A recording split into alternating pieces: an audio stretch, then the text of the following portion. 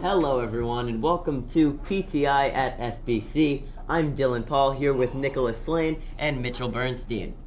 Today we're going to be talking some of the biggest topics in the NFL this offseason. First, let's start off with our runner-up from last year, the Cincinnati Bengals. Do you guys think that the Cincinnati Bengals will be able to keep up what they did last year? No, I do not, Dylan. I really think that the Bengals, this was their make-or-break year. I think they had a great shot this year. I thought they had a great team this year. But defenses, offenses are now going to have a lot of film on this team. And I think there can be some weaknesses here. I think that particularly in the secondary, they had some weaknesses in the playoffs. Receiving core, not so much. The receiving core was very good. However, I really think that they're going to have great lockdown defense in the Bengals this year. Man, Nicholas, I thought I was going to agree with you here, but really you think that the Bengals are going to become the Bungles? I really don't think so. As we take a look with Joe Burrow and Joe Mixon and all the squad there, they're young, they're getting better, and the Bengals are continuing to be put in rumors to add more from free agency. I mean, the Bengals, we saw what they could do. We saw the underdogs. What did they do when we underrated them? They came up, made the Super Bowl, and put up a good fight. I just think you're playing wrong. Well, when we talk about the Bengals, what are we talking about? Joe Burrow. And we're talking about Joe Burrow, we're talking about Joe Mixon, we're talking about Jamar Chase. Now, this is obviously your big three. I really think Jamar Chase is going to go through a recession because he's going to be double teamed. So maybe that might open it up for T. Higgins, but we don't know yet. He's still young. So Joe Mixon tends to get hurt a lot. We got to keep an eye on that. He wasn't that hurt last season, but he could. I really think that the Bengals are going to make the playoffs. They might be a first-round exit, though. So. I mean, we saw Joe Burrow was able to go through the burr and go through the cold and be able to make the difference. I think he's going to be able to figure it out with those assets around him. You just can't underestimate these guys. I mean, remember, they got whole entire camps in an offseason to rest, to get better, to look at plays, look at replays, and to look at teams like the Rams and other contending teams like the Kansas City Chiefs, which might be coming straight for the heads of others. I mean, you just got to look at the facts. You got to see. We got young guys to improve. Well, I'll tell you this. I really think that Miami has a great shot at winning division this year. And the Bengals may win the division this year as well.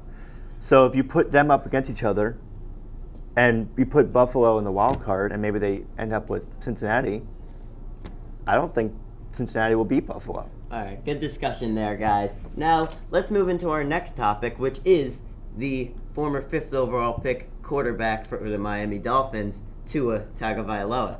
Tua, going into his third year, has failed to meet expectations in his first 2 years. But will he be able to lift his game with the addition of Tyreek Hill on the offense? Absolutely, Dylan. I really think that Tua will take the leap this year and become a top 10 quarterback. Listen, we can't talk bad about this guy yet. He had no offensive line, he had no receivers, all receivers are hurt, and he has no run game. We really haven't seen that quarterback that we saw from Alabama in his junior and sophomore year. I really think that we can that we got to stop the hate on him. We got to see how he plays first. Now, make no mistake, this is his make or break year. If he doesn't do anything this year, I say the Dolphins should dump him. But we haven't seen anything yet, and I don't like how people out there are saying that he's just going to be a bust right away. We haven't seen enough to show that yet. Mitchell, do you agree or disagree with Nick? Well, darn, Nick, I hate to have to be a repeating record again, but I have to disagree again. I mean, seriously, I'm so sick and tired of seeing this Tua bandwagon. We got to start looking at it realistically from the point of, what is Tua proved? Tua has struggled with his arm. Tua has struggled.